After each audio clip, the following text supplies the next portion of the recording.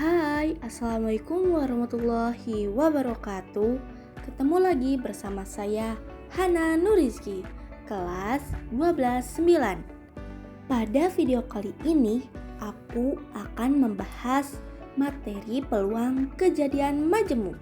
Sebelum masuk ke materi, jangan lupa klik tombol subscribe, like, dan share video ini supaya channel ini terus berkembang dan bisa terus membuat konten edukatif. Pada peluang kejadian majemuk ini, ada 4 submateri yang akan aku pelajari, yaitu yang pertama, kejadian saling lepas. Yang kedua, kejadian tidak saling lepas. Yang ketiga, kejadian saling bebas. Yang keempat, peluang bersyarat. Sekarang kita bahas satu persatu. Yang pertama, kejadian saling lepas. Apa sih kejadian saling lepas itu? Yaitu kejadian A dan kejadian B disebut saling lepas apabila tidak dapat terjadi secara bersamaan atau tidak memiliki irisan. Rumus kejadian saling lepas adalah peluang kejadian A atau kejadian B sama dengan peluang kejadian A ditambah peluang kejadian B. Untuk materi tadi, ini ada contoh soalnya.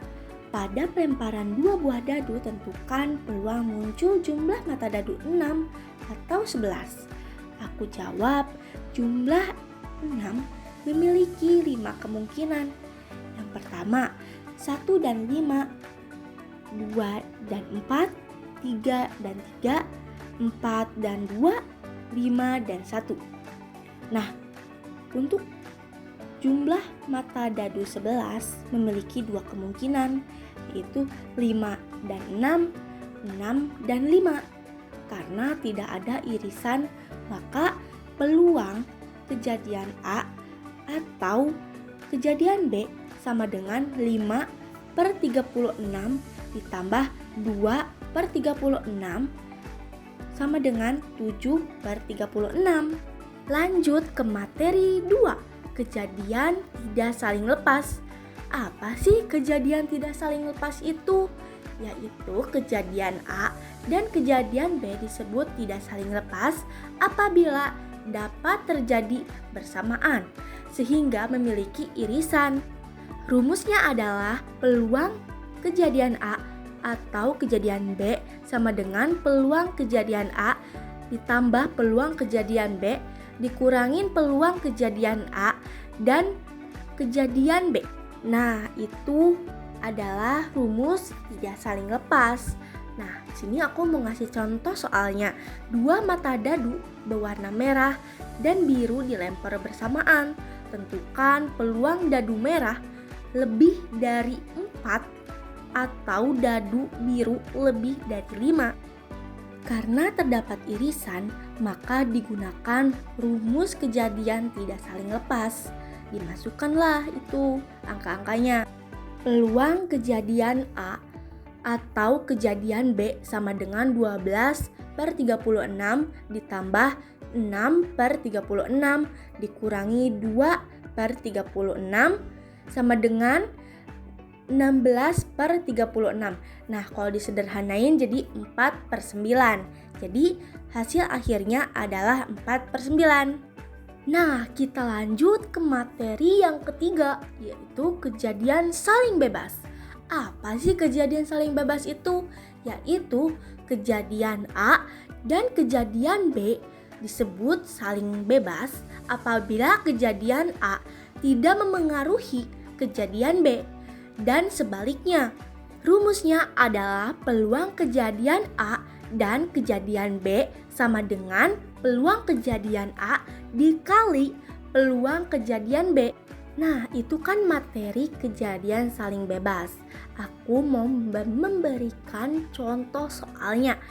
Nah, contohnya melempar sebuah dadu dan sebuah koin secara bersamaan, peluang muncul bilangan prima mata dadu dan sisi angka pada koin. Nah, aku akan menjawab contoh soal tadi. Yang pertama itu kejadian A, kejadian muncul mata dadu bilangan prima. Apa saja sih angka bilangan prima itu? Yaitu 2, 3, dan 5. Nah, banyaknya kejadian A yaitu 3. Nah, peluang kejadian A yaitu 3/6. Nah, kejadian B-nya nih, kejadian muncul sisi angka pada koin. Peluang kejadian B adalah setengah. Peluang kejadian A dan kejadian B sama dengan peluang kejadian A dikali peluang kejadian B. Nah, di sini peluang kejadian A-nya itu 3/6 dikali setengah. Jadi sama dengan 3/12. Jadi hasil akhirnya yaitu 3/12 atau 1/4. Nah, ini adalah materi terakhir yaitu peluang bersyarat. Apa sih peluang bersyarat itu?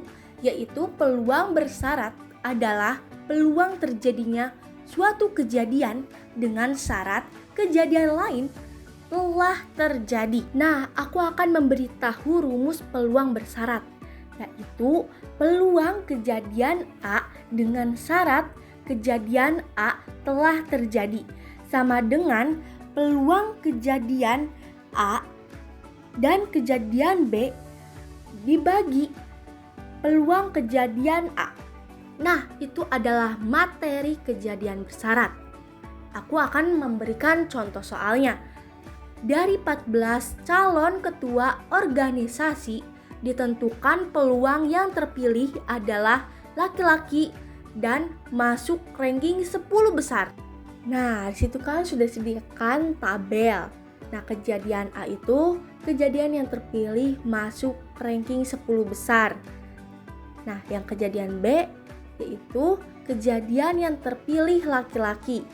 Banyak kejadian A adalah 9, banyaknya kejadian B adalah 8. Banyaknya kejadian B dan kejadian A sama dengan 5. Peluang kejadian B dengan syarat kejadian A telah terjadi sama dengan peluang kejadian B dan kejadian A dibagi peluang kejadian A sama dengan 5/14 dibagi lagi 9/14 sama dengan 5/14 dikali 14/9. Nah, kita coret 14. Nah, terdapat atau menghasilkan 5/9.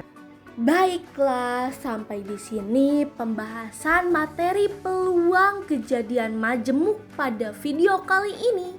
Semoga penjelasan ini bisa membantu aku dalam menaikkan nilai KKM aku yang ada di rapot dan bisa memahami materi secara mendalam ya, dan lebih mudah memahaminya kayak gini sih aku mah.